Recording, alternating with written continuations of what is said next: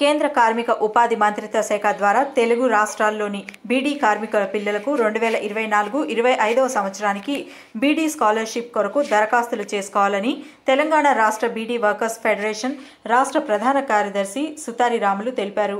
జగిత్యాల జిల్లా కోరుట్ల డివిజన్లోని సి ప్రభాకర్ భవన్లో జరిగిన సమావేశంలో ఆయన మాట్లాడుతూ ప్రభుత్వ పాఠశాలలు మరియు ప్రభుత్వ గుర్తింపు పొందిన పాఠశాలలో చదువుతున్న విద్యార్థులు 1వ తరగతి నుండి 10వ తరగతి వరకు ఆగస్టు 31 లోపులు ఇంటర్, డిగ్రీ, ఐఐటి లేదా ఏదైనా ప్రొఫెషనల్ కోర్సులు చదివేవారు అక్టోబర్ 31 లోపు దరఖాస్తు చేసుకోవాలని కోరారు.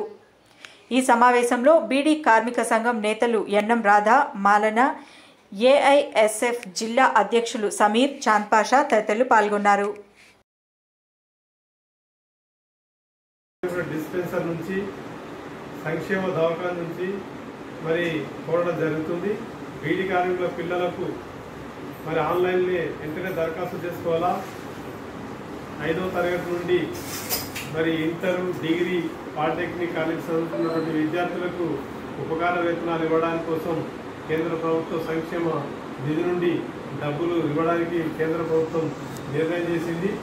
దాని వెంటనే విద్యార్థులందరూ కూడా ప్రభుత్వ ఆమోదం పొందినటువంటి స్కూల్లో ఉన్నటువంటి విద్యార్థులందరూ కూడా వెంటనే ఈ యొక్క స్కాలర్షిప్ కోసం ఆన్లైన్లో దరఖాస్తు చేసుకోవాలి. దానికి సంబంధించినటువంటి డీటెయిల్స్ మా సిపిఐ బీడీ కార్మిక సంఘం మరి మీకు పూర్తి వివరాలు అందిస్తుంది.